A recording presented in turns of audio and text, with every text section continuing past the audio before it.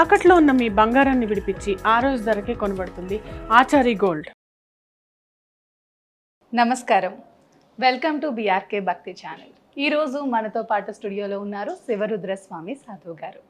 నమస్కారం స్వామి. నమస్కారం అమ్మా, చెప్పండి. గతంలో చూసుకున్నట్లయితే గురువుగారు, ఒక భవిత, ఒక సౌందర్య, అలా మళ్ళీ కొత్తగా పుట్టుకొస్తున్నారు. పేర్లు చెప్పడం నాకు ఇష్టం లేదు, కానీ కొత్తగా రోజుకొకరు పుట్టుకొస్తున్నారు. స్టేజ్లు ఎక్కి నాకు పూనక వస్తుంది, నాకు దేవుడు వస్తున్నాడు, నేనే దేవుణ్ణి అని ప్రచారం చేసుకుంటున్నారు. అసలు ఇవి ఆగవు అంటారా, లేకపోతే అసలు ప్రజల అట్రాక్షన్ని గెయిన్ చేయడానికి వీళ్ళు ఇలా చేస్తున్నారా, వాళ్ళకి నిజంగానే దేవుడు వస్తున్నారంటారా? అసలు దీని మీద మీ అభిప్రాయం ఏంటి? అసలు దీని మీద మీరు ఏం మాట్లాడతారు?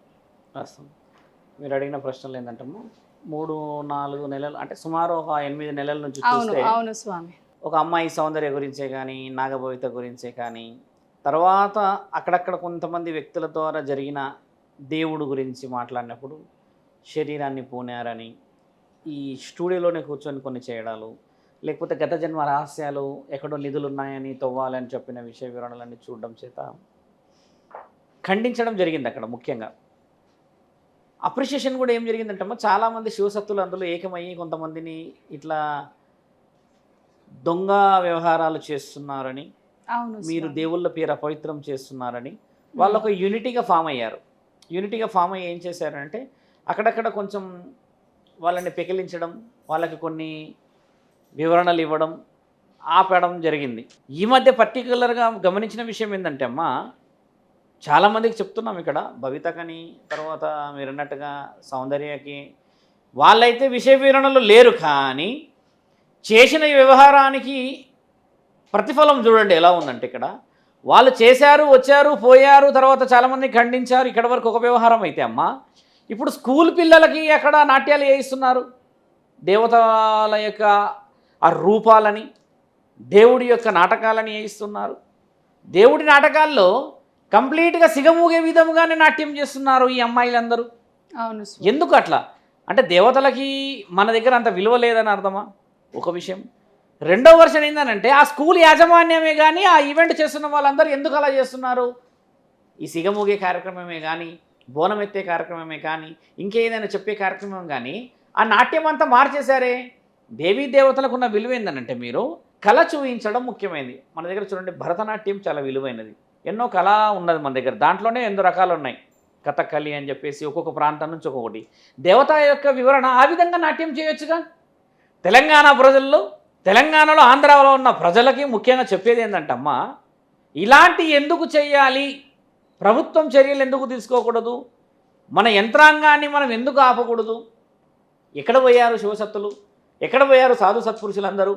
వీళ్ళందరూ ఏకదాటి అయ్యేసి ఒక వివరణ ఇవ్వాల్సిన సమయం ఇది. స్కూల్లో పిల్లలకి ఏం తెలుసు అని చెప్పేసి శివసత్తులలాగానో, లేకపోతే దేవీ దేవతలు వాళ్ళ శరీరం మీదకి వచ్చినట్టుగా ఆ విధంగా నటన చేయడం ఎందుకు? అంటే యాక్టింగ్, ఆ ప్రొఫైల్ వాళ్ళు తీసిన దాంట్లో కంప్లీట్గా పర్ఫార్మెన్స్ ఇవ్వడానికి అని చెప్పేసి సిగముఖే విధంగా చేస్తున్న వీడియోలు 4-5 చూశాను నేను ఈ మధ్య. అలా చేయడం ఎంతవరకు న్యాయం అమ్మా? మనందరము హైందవత్వంలో, హిందుత్వంలో ఉన్నప్పుడు ఏంటంటే, దేవతల యొక్క విషయ వివరణ ఋషి పరంపరలో చాలా విలువ ఉంది ఇక్కడ. అలాంటిది ఒక వ్యక్తి వచ్చేసేసి స్టూడియోలోనే, ఒక వ్యక్తి వచ్చేసేసి ఇంకొకటి దగ్గరనే చేసిన ప్రతిఫలానికి నిజంగా ఇది నిదర్శనం. వాళ్ళు ఆ రోజు అలా చేయడం వల్ల వయసుతో సంబంధం లేకుండా, అనుభవంతో సంబంధం లేకుండా, దైవంతో సంబంధం లేకుండా చేయడం వల్ల ఈరోజు మిగతా వాళ్ళందరూ ఎక్కడ పడితే అక్కడ, ఏ విధముగా పడితే ఆ విధముగా శరీరాన్ని పూనే చేసేసుకొని అవమానకరంగా వ్యవహరిస్తూ ఉన్న తరుణం కనబడితే ఎంత బాధ అవుతుందంటే, ఎందుకు ఆ విధంగా ఎన్ని పాపాలు అనుభవిస్తున్నాము, ఇన్ని శాపనార్థాలను అనుభవిస్తున్నాము. అన్నం లేక, నీళ్లు దొరకక, భూకంపాలు, అతివృష్టి, వర్షాలు చూసారా? మే నెలలో అసలు ఎండ ఎంత హెవీగా ఉంటుంది. అసలు మే నెలలా ఉందా ఈ నెల? వాతావరణంలో ఎక్కడ పడితే అక్కడ భూకంపాలు, ఎక్కడ పడితే అక్కడ వర్షాలు, అక్కడ చెట్లు, మామిడి పండ్లు, పంట పొలాలన్నీ నాశనం అయిపోయినాయి. రైతులందరూ ఆవేదనలు, ఆత్మహత్యలు. ఇవన్నిటికీ నిదర్శనము ఇలాంటి పనులని అనుకోవచ్చుగా మనందరం. పుణ్యం చేయండి రా నాయన అంటే ఈ పాపాన్ని తీసుకొచ్చి నెత్తిలో పెడుతున్నారే. దేవతలను ఎంత అవహేళన చేస్తున్న పరిస్థితి ఏర్పడిందమ్మా. ఏ హక్కు ఉందని దేవతలను అవహేళన చేయాల్సిన అవసరం ఏముంది? ఒక దేవి పురాణం తెలుసు, అవమానమే అది, ముమ్మాటిగా అవమానం. ఇప్పుడు మీరు అన్నట్టుగా ప్రశ్న తీసుకుంటే అమ్మా, ఒక సౌందర్య చేసిన నిర్వాహకమే అంటాను నేను ముమ్మాటికి. అప్పటిదాకా ఈ విషయం అందరికీ తెలీదు, ఊర్లో ఉన్న వాళ్ళకి. ఛానళ్ళల్లోకి రావడము చేత, స్టూడియోలల్లో సిగమూగడం చేత చూసిన వాళ్ళందరూ ఇలానే ఉంటుందా దేవత, ఈ విధంగా వస్తుందా దేవత, ఈ విధంగా ఉంటుందా ఈ నిర్వాహకం అనే కదా ఈరోజు వీళ్ళందరూ వెలగబెడుతున్న కార్యక్రమాలు. స్కూల్ యాజమాన్యంలో ఎంత ధైర్యం ఉంటే దేవతలను తక్కువ అంచనా చేస్తారు. ఒక నాట్యం అనేది భరతనాట్యం చేయాలి, లేదంటే ఇతిహాస పురాణాల గురించి మాట్లాడాల్సిన పరిస్థితిని వదిలిపెట్టి అమ్మవార్లని, ముఖ్యంగా గ్రామ దేవతలని ఆ విధంగా అలంకరించింది కాకుండా వాళ్ళు ఆడే నాట్యం చేతుల్లో వేపాకులు పట్టుకొని, నెత్తిని మీద బోనాలు పెట్టుకొని, పక్కన పోతరాజు వేషం వేపించుకొని స్కూలు యాజమాన్యమే ఈవెంట్ యాజమాన్యంలో చేసే అంత దిగజారిన పరిస్థితి ఏర్పడింది. అమ్మ ఈరోజు భక్తి ఎంతటి, ఇప్పుడు డీజే సాంగ్స్ పెడితే ఆడతారు, ఇంకేదో పెళ్లి కార్యక్రమాల్లో పెట్టి ఆడతారు. ఒక తరుణం ఉన్నది దానికి ఆడుకునడానికి చేయడానికి. అసలు దేవతలు అనే వాళ్ళని భక్తి పారవర్షంతో మనము గుడిలకు సంబంధించిన విషయాల్లోనే ఒగ్గు కథలు, శివశక్తులు బోనాలు ఎత్తుతే బల్గంపేటలో అమ్మ ఎంత చక్కగా అనిపిస్తుంది. వాళ్ళందరూ ఇప్పుడు ఏకం కావాలంటున్నాను నేను, వాళ్ళందరూ సపోర్ట్ రావాలి. ఇక్కడ ఎవరు పడితే వాళ్ళు, ఎక్కడ పడితే అక్కడ, చిన్నపిల్లలు, అసలు అవగాహన లేని వాళ్ళు వచ్చేసేసి ఏది పడితే అది. ఈ మధ్య ఒక వ్యక్తిని చూశాను స్టూడియోలో, ఆయన యేసుప్రభు అంట, అల్లా అంట, నరసింహస్వామి అంట, ఎల్లమ్మనంట. అంటే ఏమిటి ఆ మాటలకు అర్థం ఏమిటి? దేవుడు అంటే అంత చులకన, పెచ్చురేగిపోతున్నారు ఎందుకు స్వామి? అసలు ఓవర్గా నేను ఏమైనా చేసేయగలను అంటున్నాడు. ఇంకొకతను నాకు ప్రత్యేకంగా ఫోన్ చేసి అంటాడు కదా, నేను కల్కి అవతారంలో పుట్టిన స్వామి, మీ దర్శనం నాకు కావాలి అంటున్నాడు. ఇంకొకరు అసలైన పెద్ద పిచ్చాయి, ఆయన పేరు చెప్పాలి. ఆయన గారు ఫోన్ చేశారు మాకు, ఎవరితో మాట్లాడుతున్నారు మీరు తెలుసా అని అడిగాడు నన్ను. సమయం అంత తక్కువ ఉంది స్వామి, మీరు ఎవరు చెప్పండి అని అన్నాను. నేను నరసింహస్వామిని అంటున్నాడు ఆయన. నరసింహస్వామి నాకు ఫోన్ చేసినట్టు మాట్లాడుతున్నాడు. అంటే నేనేమన్నా ఏం మాట్లాడుతున్నారు స్వామి అంటే, లేదు లేదు ఇప్పుడు నా శరీరంలో నరసింహస్వామి ఉన్నాడు, మీరు గుర్తుపట్టండి అని అంటున్నాడు. దగ్గరుంటే ఈ వీపు పగలగొడతా వచ్చి అని చెప్పిన. పిచ్చెక్కింది అలా మాట్లాడుతున్నారంటే ఎంత అవహేళన చేసేస్తున్నారు దేవతలని, దేవుళ్ళని. అసలు నేను చెప్తే అమ్మా, సాధువులందరూ ఏకం కావాల్సిన సమయం కావాలి. నేను చెప్పేది ఇదే, సనాతన ధర్మ పరిరక్షణ చేయాల్సింది ఈ విషయంలోనే అంటాం మేము. ఎందుకంటే నీవు ధర్మం పాటించడానికంటే ముందు మనస్సాక్షిని గెలవాలా. నువ్వు అది గెలవని సమక్షంలో దైవ ధర్మాన్ని పాటించగలవా? మానవ ధర్మమే లేని ఈ లోకంలో దైవ ధర్మం గురించి మాట్లాడే హక్కులు ఉన్నాయా తల్లి? మొన్న జరిగింది ఆపరేషన్ సింధూర్ అని మొదలుపెట్టాం, దేనికి? మాట ఆలోచిస్తే సింధూరానికి విలువ అని చెప్పేసి కొన్ని యుద్ధాలు, కొన్ని ఇప్పుడు జరుగుతున్నాయి విషయాలు కదా, అంటే సౌభాగ్యవతుల గురించి. ఇవన్నీ ఎందుకు జరుగుతున్నాయి? ఏ విషయం మీద జరుగుతున్నాయి? అంటే ఒకరు మనం తక్కువ అంచనా వేసినందుకో, లేకపోతే మనం ఒకరి దగ్గర ఒకళ్ళు మన స్త్రీలనో లేకపోతే మన కుటుంబాలనో వాళ్ళని ఇబ్బంది పెట్టినందుకు పోతున్నాం కదా. ఒక దిక్కు దేశం ఎక్కడ పోతుంది, వీళ్ళందరూ ఎక్కడ పోతున్నారు? దేశమంతా ఇప్పుడు జరుగుతున్న యుద్ధం గురించి ఆలోచించి, అక్కడ సైనికుల గురించి ఆలోచించి, వాళ్ళ కుటుంబాల గురించి ఆలోచించి, అక్కడ నుంచి పెద్ద పెద్ద పెద్ద వ్యక్తులు నిద్రాహారాలు మానేసి అక్కడ పనులలో తిరుగుతూ ఉంటే, కాళేశ్వర పుష్కరాలు జరుగుతున్నాయి అక్కడ, అంతమంది అక్కడ పోతూ ఉంటే, ఈ స్కూళ్ళ మీద, ఈవెంట్లలో, రోడ్లపైన డీజేలు పెట్టేసేసి దేవతలను అవమానపరచడానికి హక్కు ఎవరిచ్చారు?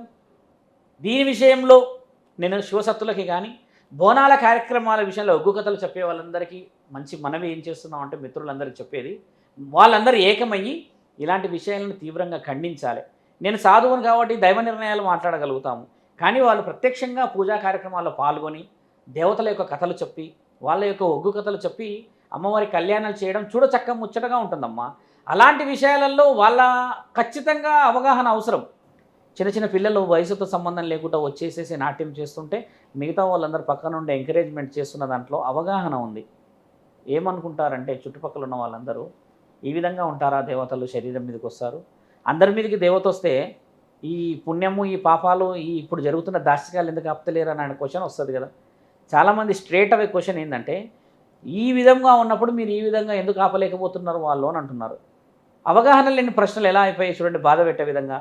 కాబట్టి ఏంటంటే శివసత్తులే కానీ మిగతా ఎవరైతే గౌరవంగా సమాజంలో బోనాల కార్యక్రమాలు చేసేవాళ్ళు, నరసింహ అవతారానికి సంబంధించిందో, మల్లన్న జాతర చేసే వాళ్ళందరూ కూడా విన్నపించుకోవడం ఏంటంటే, వీళ్ళు ముందుకు వచ్చి ఇమ్మీడియట్గా యాక్షన్ తీసుకోవాల్సిన అవసరం ఉంది దీంట్లో. ఎందుకంటే చాలా తక్కువ అంచనా వేసేస్తున్నారు గ్రామదేవతలని. ఎక్కడ పడితే అక్కడ, ఏ విధంగా పడితే అక్కడ. ఒక ఆవిడ నరసింహస్వామి వచ్చిండు అని చెప్పి వీడియో రిలీజ్ చేసింది. నరసింహస్వామి వచ్చేసిన తర్వాత వీడియో రిలీజ్ చేసేసి అంత ఆలోచన చేసామనంటే చాలా తప్పు కదమ్మా. నరసింహస్వామి స్త్రీ శరీరం మీదకి రాడు, పురుష శరీరం మీదకి నరసింహస్వామి రావాలన్నా ఆ పురుషుడు కారణజన్ముడై పుట్టి ఉండాలి. దేవుడు అంత పెద్ద శక్తి, నరసింహస్వామి అంటే శివుడు, నిజంగా అది సాధ్యం అది సాధ్యం కాని పని. అసలు ఒక శరీరం మీదకే రారు దేవుడు అన్న విషయాన్ని నేను ఎక్కువ మాట్లాడతా అమ్మా. భక్తి వేరు, పూనకం వేరు తల్లి, వాక్కు వేరు. మళ్ళీ నరసింహస్వామి వచ్చేసేసి మాట్లాడుతున్నాడంట అని అంటున్న ఆ వీడియో చూస్తే చాలా బాధ అనిపించింది. నరసింహస్వామికి పాశం వదిలే రెండో భగవంతుడు నరసింహస్వామి. పాశం అంటే తెలుసు కదా, శివపాశము యమపాశం ఉంటుంది, అలా నరసింహస్వామి పాశం ఉంటుంది. 3 శక్తులలో యమధర్మరాజు కాలానికి ఖచ్చితంగా నువ్వు ఆ సమయం వస్తే మరణం తీసుకుపోతాడు, గమనించాల్సిన విషయం. శివుడు వచ్చేసి స్థితిగతుడు, అంటే నీకు స్థితినిచ్చేవాడు. నరసింహస్వామి ఏంటంటమ్మా నీ జీవితం మొత్తం నీకు స్థిరాస్తిని ఇచ్చేవాడు, అంటే అలంకరణలకి. కానీ అంటే నరసింహస్వామి రూపం ఏంది, విష్ణు మహానీయుడి రూపం కదా. కాబట్టి అంతటి గొప్ప మహానీయుడిని శరీరం మీదకి వచ్చాడు చేశాడు అని చెప్పి అట్లా అపవిత్రం చేయడం దేనికి తల్లి? శివసత్తులందరినీ నేను భగవంతుడిని అవమానించేలా ముమ్మాటిగా అవమానమే. నేను ఊరికి ఉపేక్షించబోనిక పైన నేను ఎవరున్నా ఏం చేసినా నేను అధికారులందరినీ వెళ్ళేసి ఈ విషయంలో నేను అడ్వకేట్లతో కూడా మాట్లాడడం జరిగింది నిన్న. కాబట్టి ఇలా దేవతల యొక్క శరీరాల మీద స్కూళ్ళల్లో లేకపోతే ఫంక్షన్స్లలో లేకపోతే ఇంకెక్కడ రోడ్డు పైన ఏదైనా సాంగ్స్ పెట్టి ఇలాంటి విషయాలు చేయడం, అక్కడ ఉన్న ఇమ్మీడియట్ పోలీస్ స్టేషన్ నుంచే కానీ, అక్కడ ఉన్న ఇమ్మీడియట్ అడ్వకేట్సే కానీ, అక్కడ ఉన్న ఒక అసోసియేషన్స్ ఉంటాయి ఈ శివసత్తులకి కానీ, ఈ బోనాలు చేసే వాళ్ళకి, గురువులకి, సాధు పరంపరలు అందరూ గురువు ఉంటాయి అసోసియేషన్, వాళ్ళందరూ ఇమ్మీడియట్లీ రియాక్ట్ అయితే అమ్మ రానున్న భవిష్యత్తులో ధర్మం కాపాడబడుతుంది. నేనేం చెప్తున్నాను, ధర్మం ఇంకా బతికున్నది కదా, దాన్ని భ్రష్టు పట్టించే హక్కు ఎవరికి లేదు. కాబట్టి ఏంటంటే ముఖ్యంగా తెలంగాణలోనే, ఆంధ్రాలోనే ఇలాంటి విషయాలు ఎక్కువ శాతంగా ఎందుకు వింటున్నాం మనం ఆలోచించండి. మనం అంత బలహీన పరిస్థితుల్లో లేమమ్మా. గురువు పరంపర, సాధు పరంపర, తర్వాత పీఠాధిపతి మఠాధిపతుల పరంపరను వినాలి మనం. వాళ్ళని వినేదే లేదే, యూట్యూబ్లలో చెప్పేటి అన్నీ చూసేసేస్తే అయిపోతుందా తల్లి? బాగా గమనించాల్సిన విషయం ఏంటంటమ్మా, ధర్మాన్ని పాటించాలి, అలాంటి విషయాన్ని ఉపేక్షించకూడదు. మీరు ఛానల్లో కూడా ఏంటంటే ఇలాంటి ఇంటర్వ్యూస్ చేసుకొని అసలు ఏంది ధర్మం అనే వాళ్ళు చెప్పే గురువులతోనే మీరు మాట్లాడుకోవాలి. అంతేకాని మీరు చేయాల్సిన పొరపాటు కూడా, కొన్ని పొరపాట్లు ఎలా ఉంటాయంటమ్మా, ఆయన గారు చెప్పిందల్లా పాటించే వాళ్ళు ఉంటారు కొంతమంది, అది నిజమా అబద్ధమా ఇవన్నీ తెలియదు, తర్వాత జీవితం మొత్తం నాశనం అయిపోతుంది. ఇప్పుడు బాగా గమనించాల్సిన విషయం కూడా అదే కదా. సోషల్ మీడియా ఎక్కువ పబ్లిసిటీ చేస్తుంది అనిపిస్తుంది కదా స్వామి. ఇలాంటి ధర్మ ప్రచారం పబ్లిసిటీ చేయకూడదు, ధర్మ ప్రచారం పబ్లిసిటీ చాలా ముఖ్యమే. పుష్కరాల గురించి మాట్లాడతలేరే, పుష్కరాల్లో వందల మంది సాధువులు ఉన్నారు, అన్నదానాలు చేస్తున్నారు, ఎక్కడెక్కడ నుంచి నార్త్ నుంచి, సౌత్ నుంచి, వెస్ట్ నుంచి, ఈస్ట్ నుంచి వస్తున్నారు అంతమంది. వాళ్ళ గురించి ప్రచారం ఎందుకు చేయట్లేదు? ప్రచారం అలాంటివి చేయమంటున్నాముగా. అలాంటి ఇప్పుడు మనకు యుద్ధం జరుగుతుంది 2 దేశాల మధ్యలో, ఎందరో ప్రాణాలు కోల్పోతున్నారు, అవయ్యాయి కదా. ఇప్పుడు ఉస్మానియా యూనివర్సిటీలో ఎవరు ఆత్మహత్య చేసుకున్నారని విషయం వచ్చింది కదా. ఇలాంటి విషయాలు చేయొచ్చుగా. ఎందరో కుటుంబాలు రోడ్డున పడినాయి, ఇలాంటివి చేయొచ్చు కదా. ఎందరో అర్థనాదాలతో ఆశీర్వాద బలం ఎవరైనా వచ్చి ఏమన్నా ఇస్తారేమని ఎదురు చూస్తున్నారు ఆకలితో, అలాంటివి చేయొచ్చు కదా. ఇలాంటి చేయడం ఎందుకు, వాళ్ళు వచ్చి స్టూడియోలో ఊగడం ఎందుకు, స్టూడియోలో వాకు పలకడం ఎందుకు, అది ధర్మం అని చెప్పేసి మిగతా వాళ్ళు నమ్మడం ఏమిటి, జీవితం మొత్తం సంకనాగిపోయిన తర్వాత మేము ఇలా అయిపోయినామని చెప్పుకోవడం ఎందుకు. కాబట్టి ఏంటంటే యావత్ భారతదేశం మొత్తంలో చెప్పేది ఏంటంటే దైవంతో ఆటలు పనికిరావు తల్లి. తరతరాలు ఎన్నెన్ని తరాలు ఎత్తుతావో అన్నెన్ని తరాలు అనుభవించక తప్పదు. ఇప్పుడు సగ జీవితమే మనం శాపంలో ఉన్నామా పాపంలో ఉన్నామా తెలుసుకోలేని పరిస్థితుల్లో ఉన్నాం. Everybody required finance. ఇన్ని పరిస్థితులలో అమ్మ ఇంకా పుణ్యం తెచ్చుకోకపోతే ఇంకా పాపంలో కూర్చుంటామా? ఇలా చేసే వాళ్ళకి భగవంతుడు ఎలాంటి శిక్షణ విధిస్తాడు? ఇలాంటి వేసే వాళ్ళకి ఆల్రెడీ శిక్షలు చాలా వేస్తూనే ఉంటాడు తల్లి. కొడుకు చనిపోతాడు, కొడుకుకు మరణగండం వస్తుంది, భర్తకి మరణగండాలు ఏర్పడతాయి, ఉద్యోగాలు లాస్ అవుతారు, డబ్బు కలగదు, మనశ్శాంతి పోతుంది, నిద్ర పట్టదు. ఇన్ని ప్రత్యక్షంగా చూపిస్తూనే ఉంటారు మళ్ళీ దేవీ దేవతలు. చూపిస్తున్నది అది తెలుసుకో మనం, కానీ మిగతా వాళ్ళ ధర్మం గురించి మాట్లాడేంత అవగాహనలోకి వచ్చాం మనం. కాబట్టి ఏంటంటే నిజరూపం ఏంటంటమ్మా మనశ్శాంతి. మనశ్శాంతి గెలవలేని మనము పరమాత్మని గెలవగలము అమ్మ. కాబట్టి దేవుళ్ళు బతికే ఉన్నారు, ధర్మము బతికే ఉంది, సాధు సత్పురుషులందరూ బతికే ఉన్నారు, పుణ్యం చేసిన ఆ గుడులన్నీ ఇంకా బతికే ఉన్నాయి. కాబట్టి అటువైపు ప్రయాణం చేస్తే అట్లీస్ట్ నెక్స్ట్ జనరేషన్ బాగుపడుతుంది కదమ్మా. అది విషయం మీరు అడిగింది. ధన్యవాదాలు స్వామి, చాలా చక్కగా వివరించారు. నమః శివాయ.